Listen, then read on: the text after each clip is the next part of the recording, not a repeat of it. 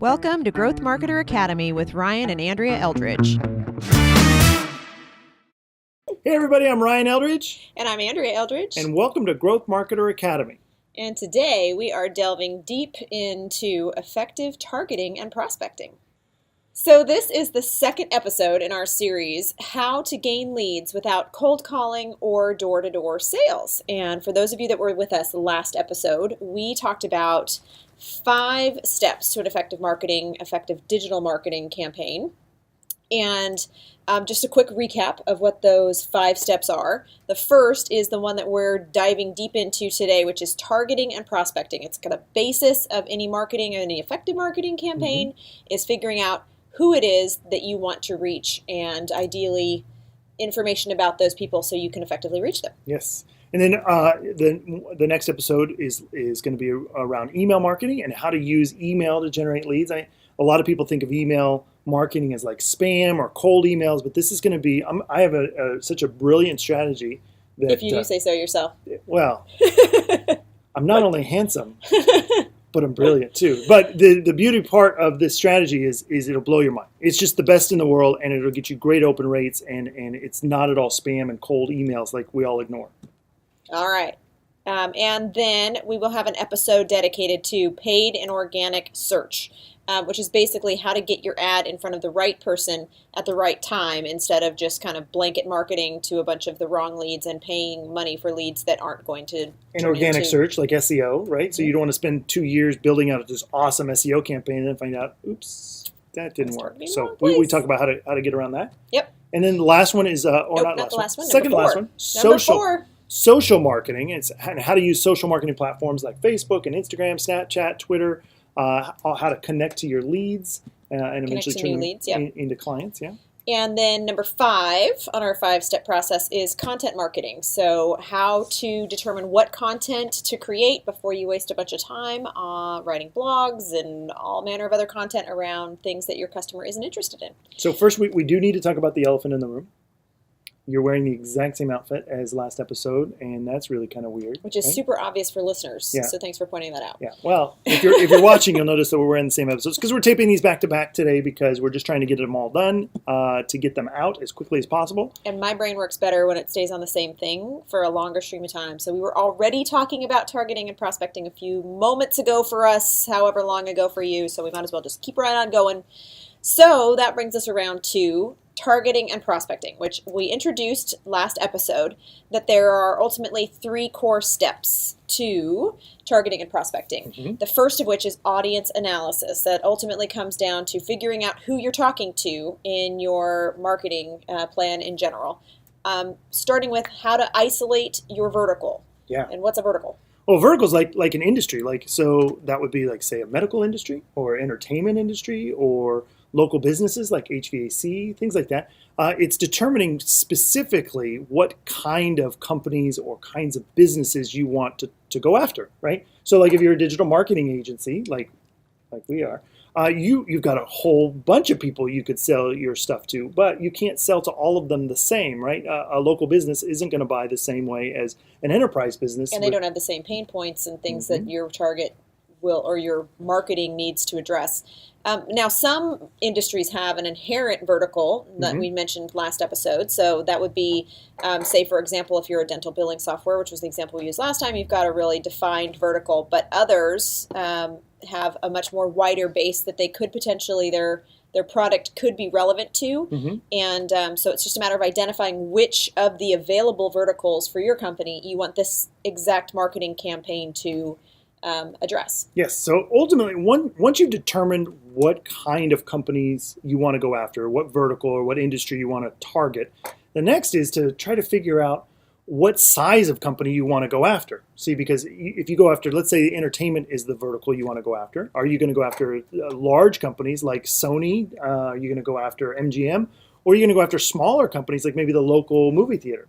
And so even though entertainment may be your vertical, you've got to decide what size of company am I going to go after and what is their business like. And that's really because that defines who in that company you're going to need to reach with your campaign. So if you take and break it into three basic parts. So there's a small business that has usually between 1 and 10 employees. You have one decision maker in general. I mean, there might be a partner or two, like in Andrea and I's business. It's really going to be her or I, and we also have another business partner. You might have 3 people making the decision, but in a really small company. That, but we're a larger company, so are we? Okay.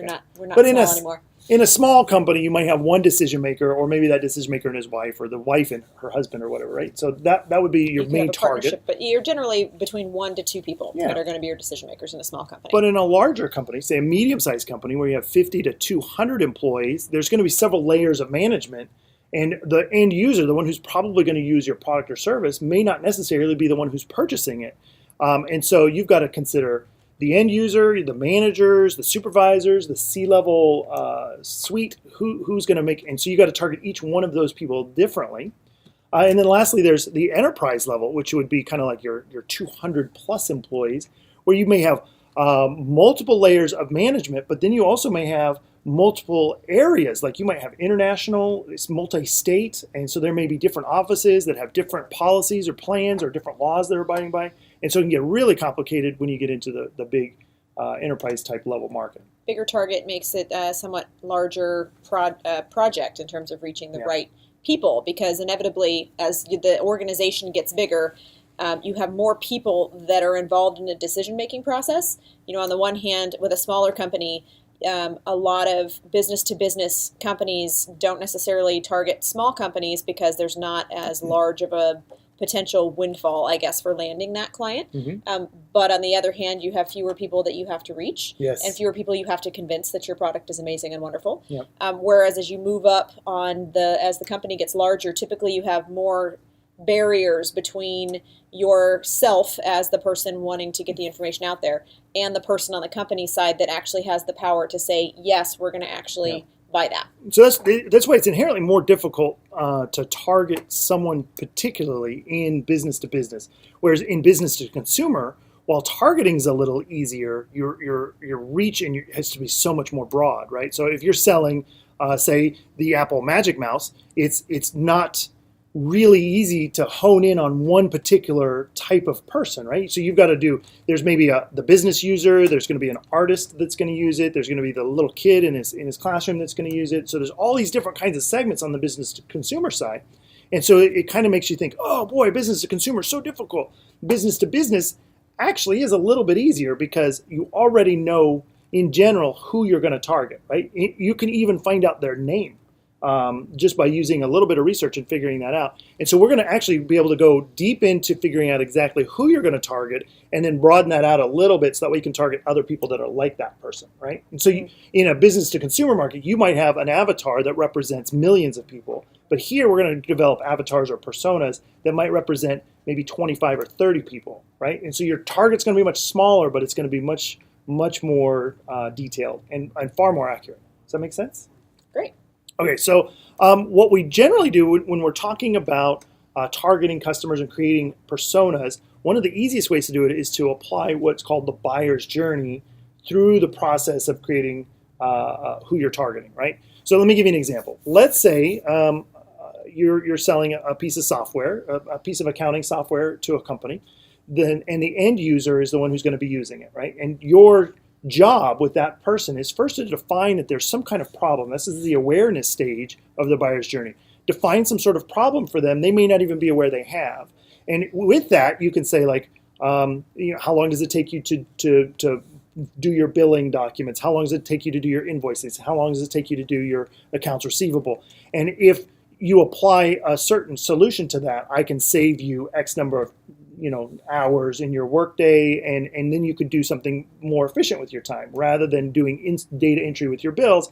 Instead, I've got a new piece of software that'll just scan them, and then it's all done within hours. And imagine all the cool things you could do with your time there. So when you talk about awareness, what you're talking about is basically making your prospect, your lead, aware that they have a problem. Yes. And making them be cognizant of the fact that the way that they're doing things can be done better. Yeah. That ultimately, you're dealing with the potential that some people may not even realize that the problem your product solves even exists as a problem. A great example of this is late night 90s television. how obscure is that? But late night 90s television, you'd have all these infomercials where you'd have some lady like with a garden hose tangled up, and she'd be like, "Are you tired of managing your garden hoses?" And it'd be like, well, "Take a look at the new garden hose caddy." And Heck, I never knew I had a problem with my garden hose until you reminded me. And now, gosh, that's the worst problem ever. But that's essentially an awareness campaign. They're trying to say, hey, this is a problem you don't know you have. You're such a crazy person. You can't handle garden hose maintenance. And so we've developed this cool product. And you're, oh, I totally need it. Like the salad chopper, right? Or the ShamWow. I mean, I freaking need a ShamWow as soon as I saw that guy up there doing it. Benji, I think his name was. Wow. I'll have to do it. We'll figure out. But anyway, that's ultimately it. So so the end user is usually your target of your awareness campaign, right? And then your secondary campaign is more consideration. And in consideration, you want to show how solutions are going to be used and how to implement those solutions, right? Just showing the garden caddy and how it manages to make your life a little easier, and how you would implement it, how you'd adopt it, how your kids love you, and how your dog smiles at you every time you use it, that kind of stuff. You want to basically show them what it is like to have that solution implemented, because you're looking at minimizing their risk for purchasing it, because it's a high risk. If I'm going to give you money, I'm putting a lot of trust in this product or service that you're trying to sell, and that's the highest time when I'm gonna have to put my neck out for my manager when I say, hey, I need this new piece of software, I need this new thing. I have to have enough stuff to talk to you about to get you to say, yeah, that makes sense. You do need this product or service. So the consideration campaign is usually designed around your middle managers, right? The people that are overseeing the end user, and they're the ones who are overseeing the implementation and making sure that it's going to increase their productivity.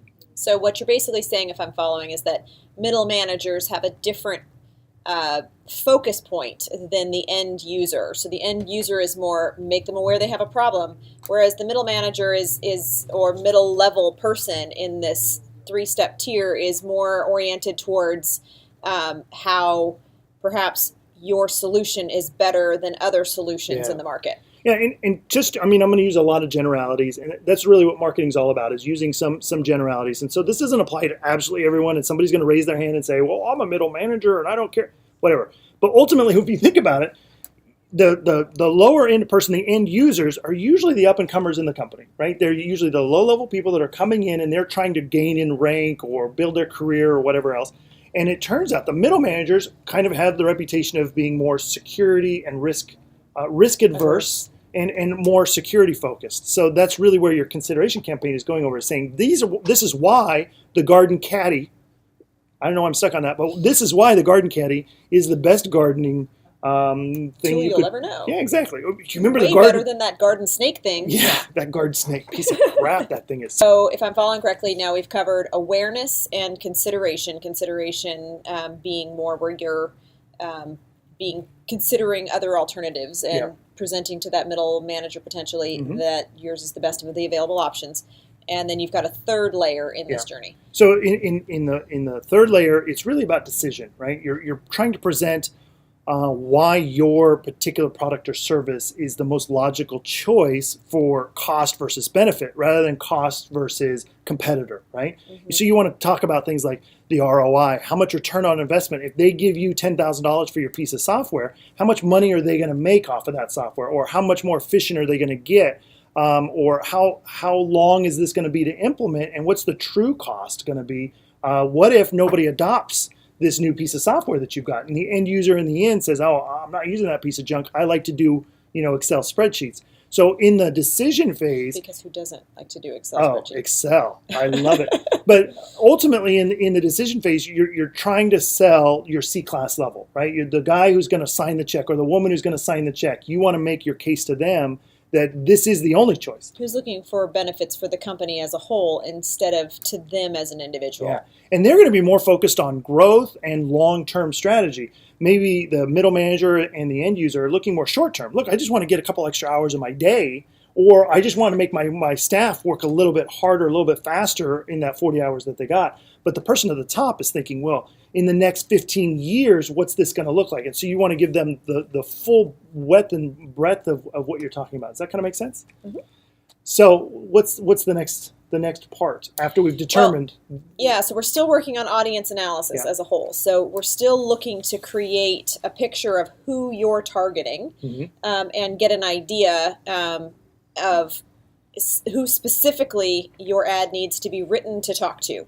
And so in order to do that, once you've kind of identified the size of company that you want to target in your specific vertical that you're going to be focusing on, and then what tier this specific ad campaign is going towards, then you basically need to gather background information on those people that are likely to be in the category that you've decided to focus on. So if let's say you're going to start your awareness campaign on your software or your product, and so the first thing you want to do is figure out their basic demographic, right? What is their age, sex?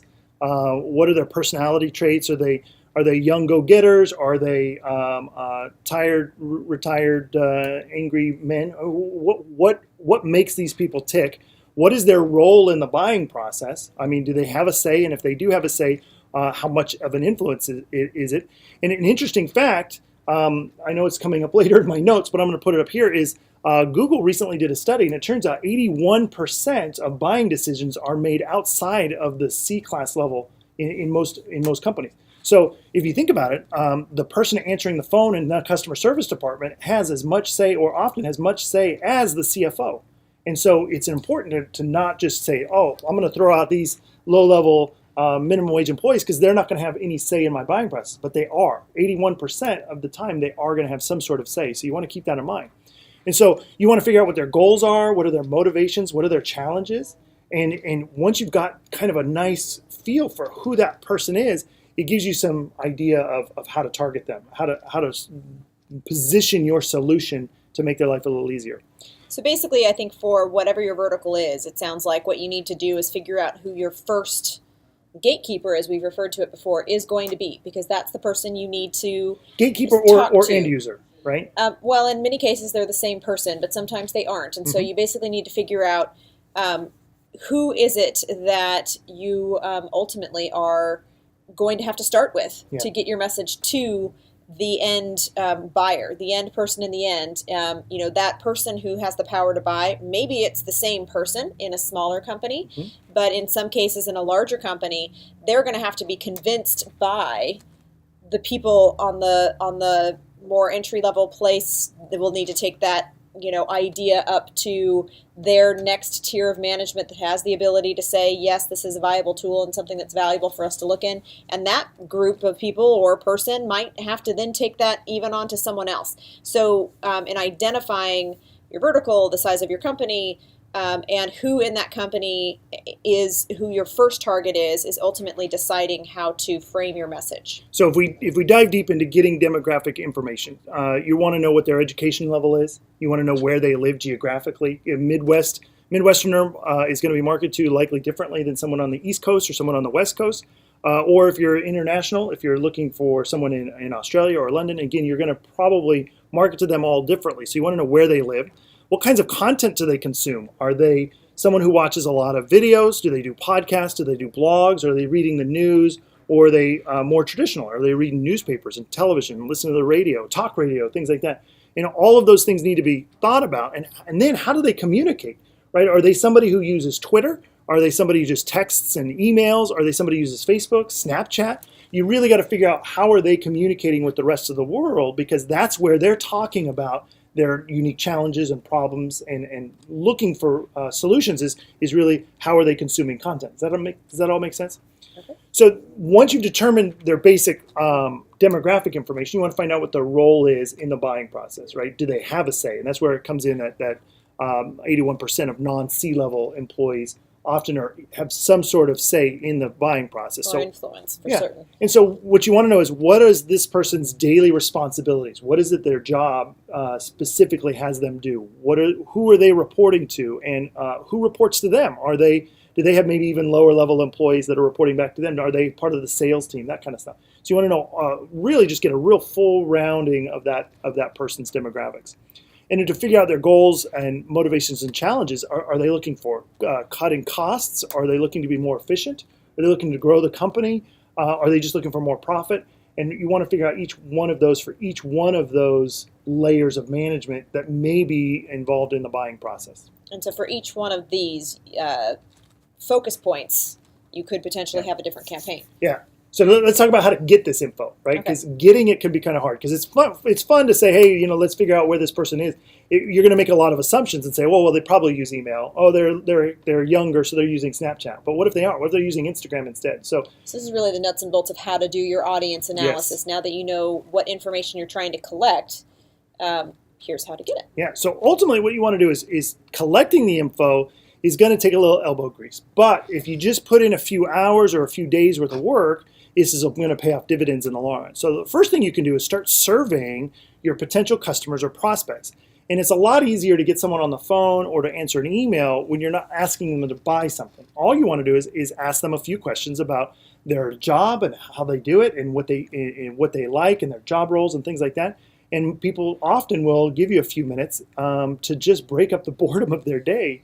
I mean, it's going to be harder when you get into the C-level executive, and so targeting those people might be a little more difficult, but certainly the frontline employee is going to be relatively easy to get a hold of and ask them a few questions about their job and what motivates them. Well, and in a company, like some of this, I think what you're talking about now might be geared towards people that don't have an existing base of customers, but for those of you out there that do have a base of customers that you're just looking to grow your existing customer base and leads, you have the resources in your own customers to find out these questions directly from people who have already bought your product or service. And so they're a great potential source of information. Obviously, I think we're all sensitive to the survey and, putting our customer out or making them feel like we're inconveniencing them by asking them for information. But when that customer or lead calls in, you can ask some basic questions like, hey, how'd you find out about us, by the way? Or what is it that caused you to call us today? That sort of information is actually incredibly useful from a marketing perspective. Or what specific problem are they trying to solve with your product or service? What is it the reason that led you to this solution? And asking that question can give you just mountains of data to be able to target other customers that have the same problem. And you can use some tools that are readily available. SurveyMonkey is something that we've used in the past where you can create multiple choice questions so you can keep it relatively brief and keep your data relatively clean that way. And I think it's important to note, too, that it doesn't have to be your lead or prospect or end user that's actually filling out that survey. It can be your own employees and staff if they interact with your customer on a daily basis. To collect that information on your behalf while they're having a regular conversation with the customer instead of sending out a survey that may be something that, turns off your customer. So, and you can also use Google Forms. So if you don't want to pay for SurveyMonkey, you can just use Google Forms. That's a really cheap and easy way. Even Huffington Post uses Google Forms when they're doing surveys and a lot of their submissions stuff. So it's not going to give you this like, oh, you're such an amateur using free tools. Google Forms works really well. Another way to gather info is just to do interviews. You want to obviously prep your questions in advance, much like you would in a survey, but you can deep dive more with a one-on-one interview. And what you want to do is record those conversations. Now, there's a really great person I became aware of after listening to a Pat Flynn podcast, and his name is Dane Maxwell, and he does a thing called idea extraction. And he has a list of questions that he asks potential clients in order to find out what their problems are, what their pain points are, and then he kind of develops a solution around what that customer's talking about. And so rather than us kind of doing that process, what we're going to do is reverse engineer those questions in order to get them to where our product or service can probably solve the problem they're already having. So in there, you can check Quora for questions, like specific questions your customers are asking. Like, let's say you run an SEO service company, and you can see all of the kinds of questions people are asking around SEO or pay-per-click or whatever. Or if you're selling a particular product or service to retail organizations, or you sell vacuums to laboratories, things like that, what kinds of questions are people asking around your product or service? And you can gather those and say, hey, this is a lot of the pain points my customers are looking at. That's ultimately what they're already looking to solve online. Yeah, they're already asking those questions, and now you can put yourself in a place where you're already answering those questions. Or framing your product or service in such a way that it resolves these pain points that your ultimate target is already looking for answers for.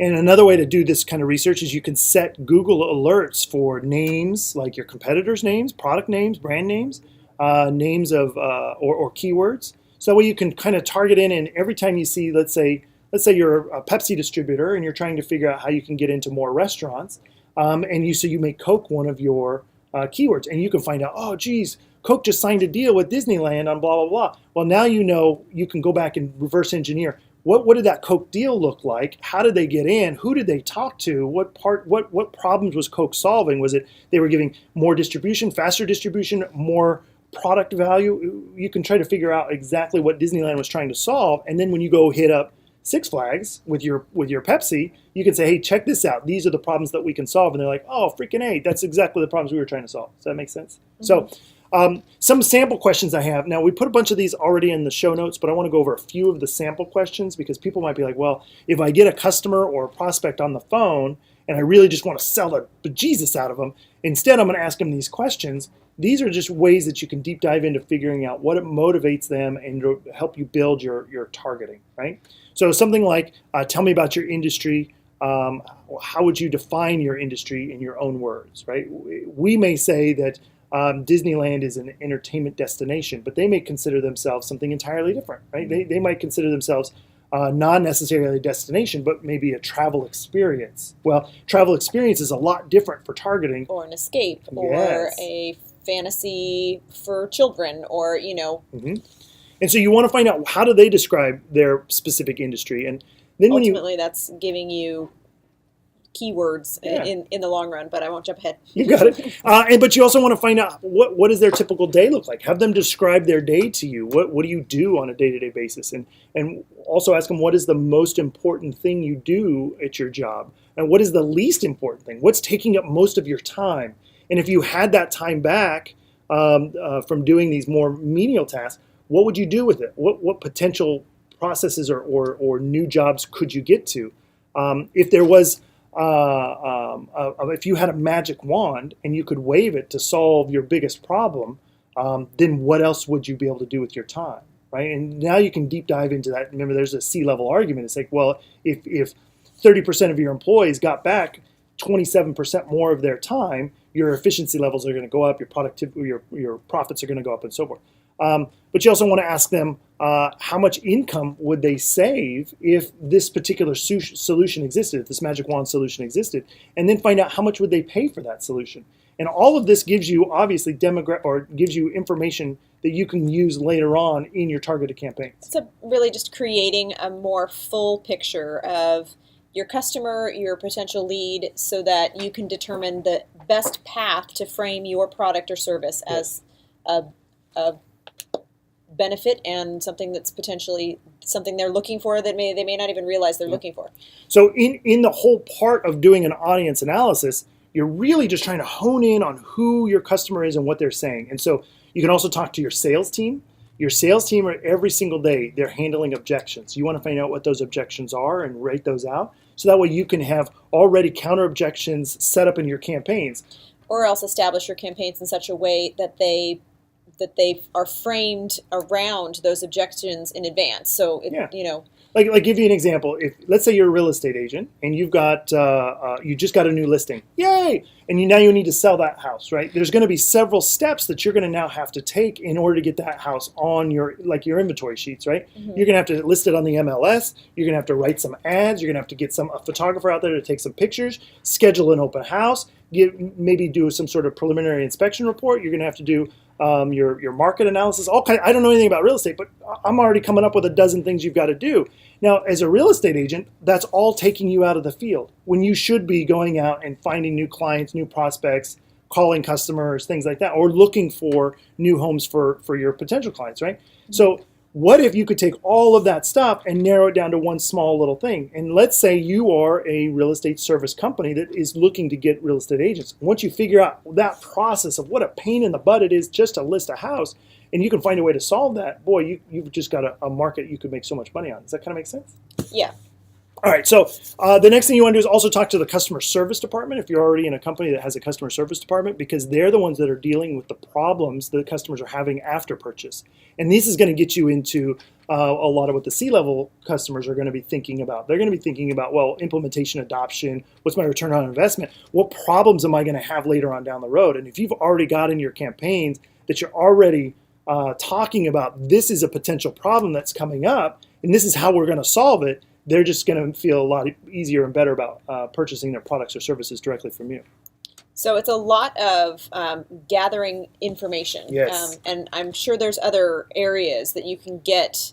Yeah, you've got Google Analytics, Search Console. If you've got access to Google Analytics or Search Console for your website, you've got different keywords that you can look at where your traffic is coming from for those keywords. So these are all different ways to gather information. Again, if you go to our show notes, you'll see a list of all of this stuff, so you don't have to worry about trying to take notes while you're in your car or on the treadmill.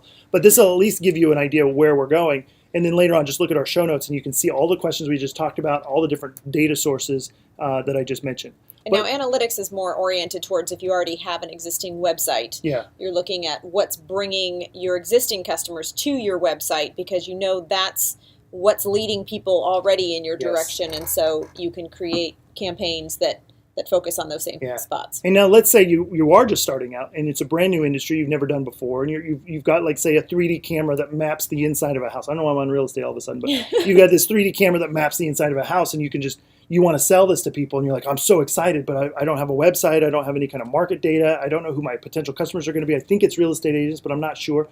Well, I've got cool ways that you can look at your competitors or competitive products and find out what keywords they're targeting, what audiences they're looking for. We're not going to be able to get into all that in this episode, but in a later episode, we'll talk about competitive analysis and how you can use competitive analysis to help target your customers a little bit better. Does that make sense? So the next part we're going to talk about really is, once you've got all of this information, all of this data. A lot of information that you've now gathered. I'm just like kind of envisioning 7 notebooks full of data about different people at different tiers of the company you're targeting. Yeah. And you're going to have a massive spreadsheet of data that's just going to be all over the place. And so what we want to do is take that data and make it something that's just a little easier for a human to read and understand and process. And that's where developing personas or avatars comes into play. And that's really our step 2.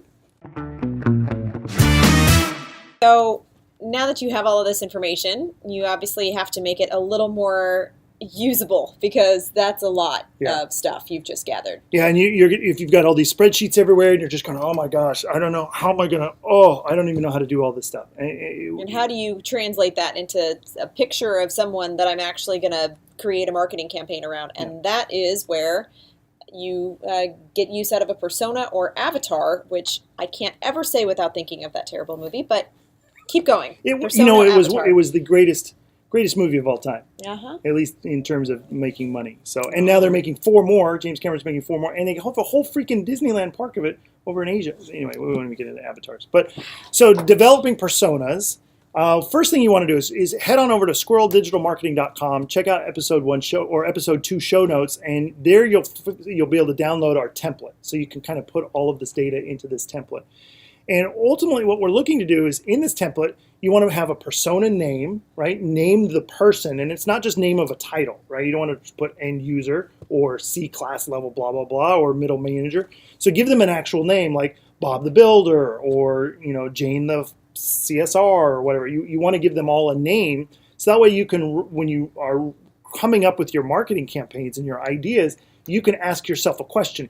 Would Jane respond to this ad for this particular product presented in this particular way? And if it's going to be so easy if you actually have a name, because you'll be able to personify that person, really, which hence persona. But I've seen these actually and visually laid out when you use a persona builder.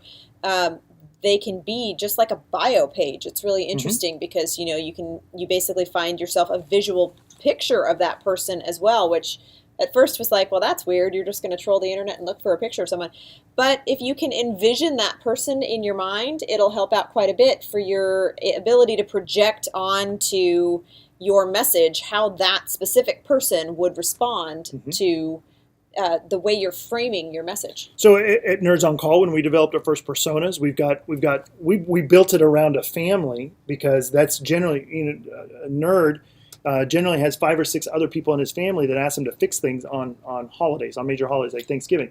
And so we kind of developed our personas around people. So we've got mom, dad, little sister, big brother, uncle business, which is my favorite, and then we've got grandma and grandpa, and then aunt and uncle. And these are all the personas that we have to target differently. For an example, in our personas, Dad happens to think he's relatively computer savvy. Turns out he's not, but he kind of just bumbles through. The picture we used was Phil Dunphy from the Modern Family TV show. And so as soon as we see that guy's picture, we go, would he respond well to this thing? And I always think about the ABC show Modern Family when he's setting up his home theater Universal system. remote, Yeah. yeah. and his wife can't get the TV to work, and he's screaming at the remote because he spent 3 days trying to set it all up. Well, that's really our dad persona, right? Yeah. And so with Grandpa usually has this big list of things that when we walk into his home, he asks us to do all of these things. I want to learn how to print email, and I want to learn how to do this, and I want to learn how to do this. And it becomes an educational experience rather than a fixing experience. And so you can see that just marketing differently to Phil Dunphy or marketing Grandpa is going to be different, right? Mm-hmm. So building out your personas, putting in their name, putting in their job role or their title, what are their objectives, what kinds of challenges have they got, and then ultimately what are their fears? Is it cost? Are they risk adverse because they're scared they'll lose their job if they do too much risky things? Like if they recommend your product to their boss, do they feel like, oh, I could lose my job? And if that's the case, those are things all you can address. Are they concerned that they'll look incompetent if they need a solution or something to help them out? I mean, there's a number of different concerns that the person you're wanting to market to has. Yeah. So once you've gotten the basic information down after you've done all your research and you've plugged all of that into your personas, now you want to figure out where are each of these people kind of hanging out. Which right? just to confirm, we're going to have a persona builder, a link to a persona builder in the show notes. Yeah, if you go to the show notes, you'll be able to click a little link and download a template so you can kind of build your own persona without having to worry about, well, how did I design this, and do I have to pay for another bill or whatever? We're just going to give it away for free to make it a little easier for you guys to do. And it'll give you kind of a guideline for what information you're needing to think about, your end user, the person that you're wanting to speak to, what information you need to know about them, which can kind of help you backtrack back again to those questions if there's ones that you specifically, for your specific end user or client, should be targeting in terms of making sure you collect the right information to build an effective persona.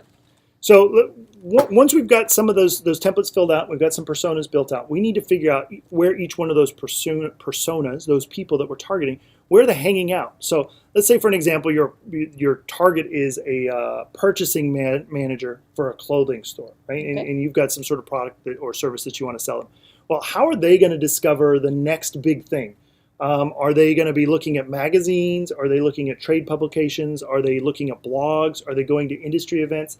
What is it? Are they just watching the Kardashians? What are they doing to figure out what is their next big currently trend? stocking in the store Exactly. and what they're going to buy next? Yes. And keep in mind that person is going to be different at Nordstrom's than they are going to be at JCPenney, right? At JCPenney, they're going to be obviously looking for a lot more. They still may want some fashion, but they're certainly going to be looking for value. Function and value. More than they're going to be looking for like the hottest trends. Oh, look at that. Kim just wore this $1,000 bag on Keeping Up with the Kardashians. So of course I want to get that now. JCPenney's not going to be interested in that kind of stuff. So you want to figure out where they're hanging out. And so how do you find out some of that information, right? So one of the ways that you can do that is look at data that you're. Let me backtrack a little bit. So how do you find out? You use your data to look at your targets on Facebook, LinkedIn, and Twitter. This is where knowing who you're going after works a little bit better. Finding out the specific buyer for Nordstrom's in San Diego isn't that hard. All you got to do is go on LinkedIn, Facebook, or Twitter and just kind of do a little research. And after about an hour, you'll find that guy's name. And once you find that guy's name, figuring out what he does on social media is not really that hard. Now, he may have a persona or a profile on Facebook that's private, but you can also find other people that are like him just with a LinkedIn search, right? If you do like buyer for retail chain in LinkedIn, you're going to come up with 10, 15 other names. Start plugging those names into Facebook. Not everybody may realize what you're talking about in terms of process. You're using LinkedIn in particular. So You're basically suggesting that you search LinkedIn for buyer for retail chain, and LinkedIn will produce for you a list of names? Well, again, this is all going to come from your research. So buyer for retail chain probably isn't going to work in LinkedIn. But once you go in and figure out who your target is, what is his title, right? That wouldn't be that hard to figure out who the buyer is for that Nordstrom store in San Diego. Figure out what his job title is. Okay. And so now let's say his name is Russ. I don't know, just because it's fun. So his name is Russ. You go over to Facebook. Oh, darn it, Russ's profile's private. So I can't see any of his data. And so instead, you just take Russ, go back to LinkedIn and say, well, look, Russ calls himself a merchandiser. Well, now you type in merchandiser into LinkedIn, and you're going to get a big list of other people. Now you just start grabbing those names, toss those over into Facebook. Pretty soon you're going to find someone that doesn't have a private account, and you're going to be able to see all the pages they like, all of their friends, all of the other things that they're interested in. Now, on Facebook, you're going to get a lot of personal data, right? So they like Hootie and the Blowfish. I mean, who doesn't? But really what you want to find out is, what if there's an industry event or there's a group that they're involved in? What if what if they're following certain influencers? What if they're following Kylie Jenner instead of Kim Kardashian? Well, that's something you kind of want to know, especially if you're trying to determine what's motivating their fashion choices for their buying for that particular retail store. Does that all work? Yeah. So the other thing you can do is use specific tools. So let's say you can use Facebook Insights. Once you've figured out, let's say, what Russ likes or what Russ's contemporaries like, you can start plugging those names into Facebook Insights. So let's say Russ. How do you get to Facebook Insights? So you've got to go into the Business Manager, and you're going to get me into the details here. I'll tell you what, I'll put it in the show notes specifically how to get there. But if you've got a business page, or just type in the search box on Facebook Insights, and it'll bring up the page for you. Okay. And once you're on Facebook Insights, you can plug in, let's say Russ goes to the Magic Show every year in Las Vegas. And the Magic Show is the big fashion show that happens every August in Las Vegas. Okay. And so he goes there. And so you just type in the specific words of what the actual Magic Show, Magic is an acronym for something. You type in those actual words into Facebook, and it'll tell you what other people who like the Magic Show also like.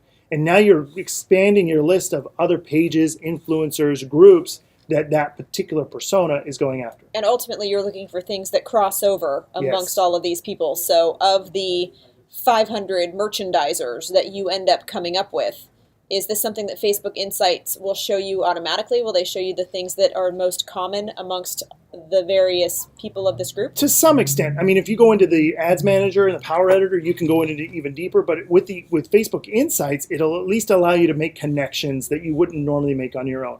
Everybody who likes the Magic Show also happened to like, the Spit Family Show or whatever. It'll tell you, oh, okay, there's a connection there between these two. And now I look at the Spit Family Show, and it shows, oh, okay, everybody who likes that also likes this other thing. And once I've built out this list, I can kind of say, okay, so in this industry, these are the 5 major events. These are the 12 major groups that everybody's involved in. These are the 6 influencers everybody's following. And it really gives you a way to create a really in-depth persona about where these people are, where they're getting their information, and how they're making their decisions. Does that make sense? All right. So another thing you can do is use Twitter Followers Dashboard. You can go to Twitter. Again, I'll put some information in the show notes, specifically how to get that, so you don't have to write everything down right now. But you can go to the Twitter's Followers Dashboard, and there you can connect different Twitter users and what they like and who they're following and who follows them. You can use Follower Wonk by Moz, which also give you some great insights and details and specifically how people are using Twitter and who they're following and why they're following them. So that Follower Wonk is specific to Twitter? Yeah, specific to Twitter. Okay. But that gives you that same information that then you can apply to other channels. Social media platforms. Yeah, Okay. so you can go to use the data you got from Twitter and go over to LinkedIn, or use that information from Twitter and go over to Facebook, and you can get deeper into this kind of stuff. Okay. And here's an interesting thing. Just recently, LinkedIn lost a lawsuit to a data scraper, and it was illegal just a few weeks ago for people to be able to go in and scrape data from LinkedIn. Well, it was just something that was against their terms of service. It was against their terms of service. Yeah, saying it's illegal is probably not quite right. But it was against their terms of service, and they started blocking them, and they ended up suing the company that was trying to scrape their data, and it turned out they lost. And so Microsoft doesn't... Well, that went the wrong way. Yeah, they don't lose very often. But when they did, what they did is they opened up a door now for all of these data scrapers to come in and scrape all of this really valuable information off of LinkedIn. Things like email addresses, names, job titles, the groups that they're involved in, all of the really good information you want to get, but you can't really get it at scale going profile to profile to profile. Well, now with these data scrapers, you can pull up, show me everybody who's a merchandiser and download them all. all at once. Wow. And then you can use that. See, I think we should have started with that. Yeah. So we've got a bunch of different tools, different data scrapers you can use, from Collabo to CellHack to Outreach.io, and we'll give you a whole list in the show notes that'll show you how to scrape LinkedIn for this valuable data. And that way you can kind of really hone in on your personas, where they live, what they like, what they want to do, and really how to effectively target them.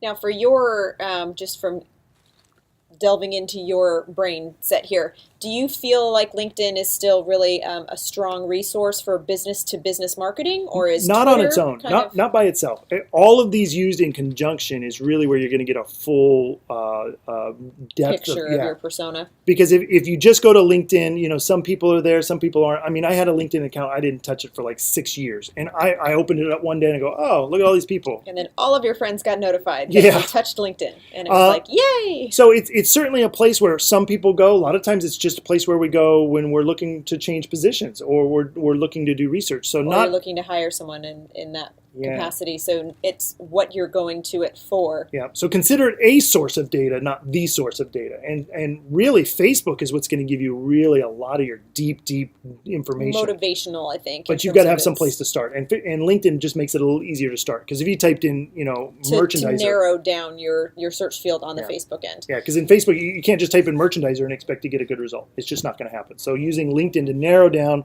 what terms, titles, names you're looking for, and then using Facebook to really get into the details of it. That's really that's my 1-2 punch. And a lot of these lists are going to come into, like, lists of users, lists of merchandisers, things like that are going to come into play later when you're building out social media campaigns that allow you to target groups of people. You're going to go back to your audience analysis and say, oh, okay, well, my target merchandiser likes to go to this magic show in Vegas, and so I can, on social media, target everyone who's followed this magic show in Vegas, and reach them with this, just knowledge-based campaign of knowing that my product exists. And so basically you're creating for yourself target groups that you'll be using time and time again in your future marketing campaigns. Yeah, that's exactly right. Well, I think we've effectively run out of time. Like, probably about 20 minutes ago we ran out of time. But we are going to leave Keyword Matrix for our next episode. So stay tuned for learning how to take all of this amazingly fabulous data you've just compiled about who you're targeting and translate that into the keywords that you want to focus on for your marketing campaigns. Yeah, and like I said, feel free to go over to Squirrel Digital Marketing /podcast. Check out the different episode show notes where you're going to get a lot of these details. Also, pop on over to the blog. On the blog, we actually show you step-by-step how to use some of this stuff. And we get into a lot of details about how to do the research. So, like with pictures and graphs and all sorts of stuff. It's awesome. Yeah. So if you have any questions or you're interested in how to do this and maybe want us to dive deeper into something more specific, just let us know either by leaving a comment on the website there or a comment here in the notes if you can, if you're checking us out on Facebook or on YouTube. And just let us know if this is helpful, or was it something we confused that bejesus out of you and you want us to do something different. So, or if you have a specific question for us, we're always happy to answer those as well. Yeah, excellent. So, hey, thanks for watching, everybody, or thanks for listening if you're on the podcast, and thanks for watching if you're on YouTube or Facebook. And we'll see you again in the next episode. This has been Growth Marketer Academy with Ryan and Andrea Eldridge.